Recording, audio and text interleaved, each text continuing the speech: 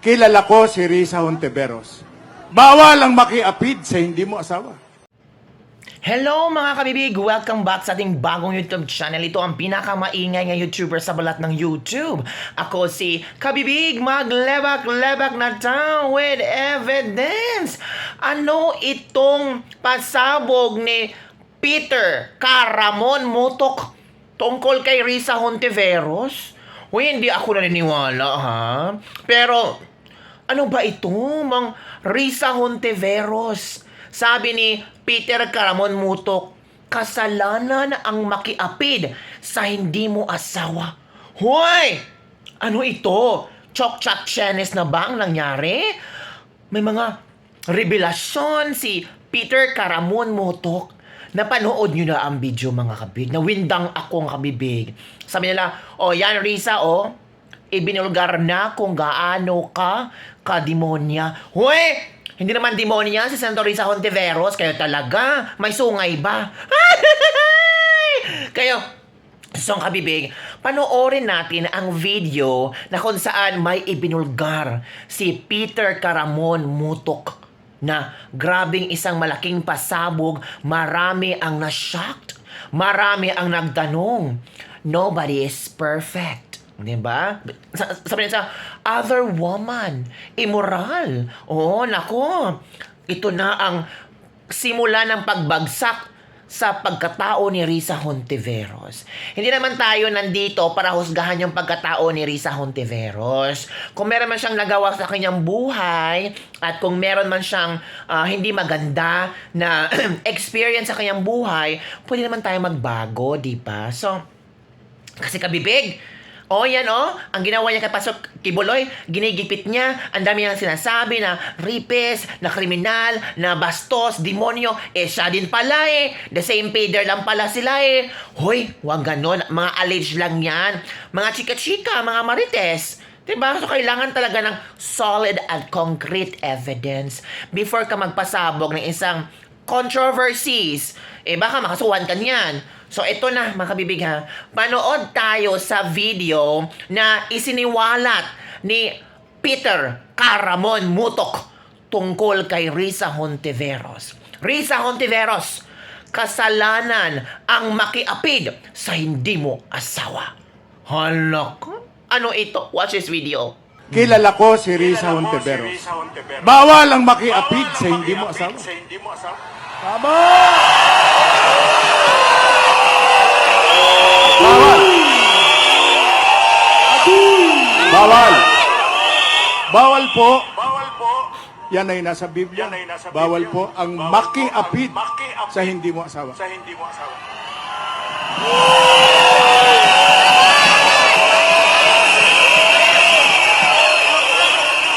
Senator Risa, I hate to do this. Subalit, ikaw ba'y naging makatarungan? Humarap ka sa television, nandun ka sa Senado, ginagamit mo ang pagiging senador mo, binababoy mo ang isang religious leader, inuulit-ulit mo, inaakusahan mo, sinasabi mo talaga na si Pastor Kibuloy ay rapist, nangaabuso, magnanakaw, etc. etc. Bakit? Sino ka? Kilala ko si Risa Hontiveros. Bawal ang makiapid sa hindi mo asawa. Tama! Bawal! Bawal! Bawal po. Yan ay nasa Biblia. Bawal po ang makiapid sa hindi mo asawa.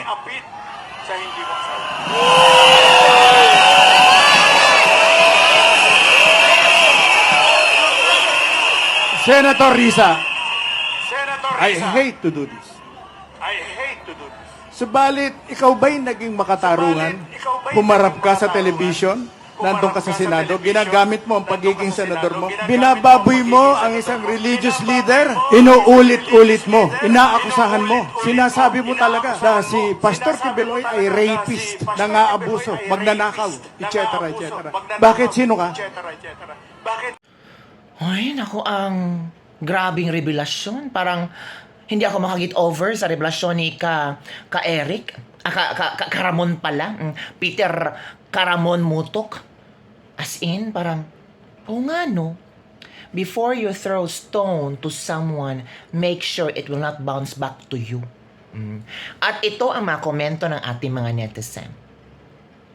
Nagisa ka tuloy sa sarili mong mantika, Risa Hontiveros.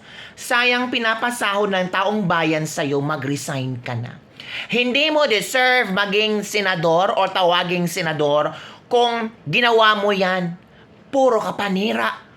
Puro lang kapanira ang ginagawa mo. Hala, totoo ba na Chokchak Chenesi, Risa? Ay naku, nakakawindang pala ito.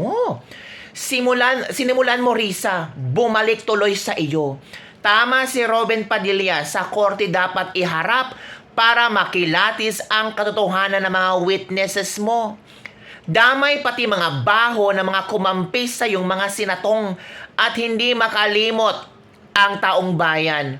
Lalo na yang kay Tulfo at Pimentel sa kinambiglang pananahimik sa PCSO at itong sipo. Huwag na kayong umasa sa Smartmatic.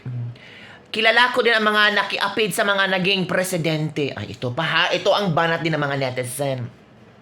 Yang Duterte at Estrada na yan, may mga playboy yan. Ay, kayo ha, magsada kayo na walang mga ebidensya. That's not good. That's not good, ha? Bawal ba makiapid sa di mo asawa? Ito yung sambit ni Caramon, delikado ha. Agoy, nagkabukinan na mga sikreto ni Risa Hontiveros. Paktay na. Ito na ang ending ni Risa Hontiveros. Paanghel-anghel pero nasa likod pala ang kulo. Ay, nako. Mainhin pa rin siya. Uy, mainhin niyang pinaglalaban ang katarungan para sa mga inaapi. Ito na ang aking masasagot dyan. Harapin ni Kibuloy ang justice at huwag siyang magtago. 2018 pa pala ang kaso niya at pinatulog lang ni Digong sa DOJ. Kung nasa katuwiran si Kibuloy, huwag siyang matakot sa mga kaso niya. Ilabas na yung si Kibuloy para matapos na ang problemang ito. Hoy, totoo pala yung story, ha? Nako, Senator Risa Hontiveros, mag-comment ka. Yan ha, yan sabi mga netizen. So ako naman, kung ano man ang personal buhay ni Senator Risa Hontiveros, that's out of our control. Respetuhin natin. Huwag nating gawang katatawanan. Kung may pagkakamali man siya, I know na people change. I know people reflect on their scenes, on their bad experiences. Pero kabibig, damay-damay na ito. Kasi, anong ginawa niya kay Pastor Kibuloy? Ginigipit niya. So, dapat talaga, yung mga baho ni Risa Hontiveros, lalabas yan para isampal sa kanyang mukha. Ay, naku.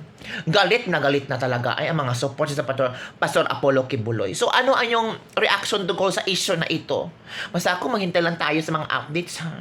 Yan lang mga kabibig nating latest libag-libag for the day. Don't forget to like, subscribe, and share this video. Bye, everyone! See you next time!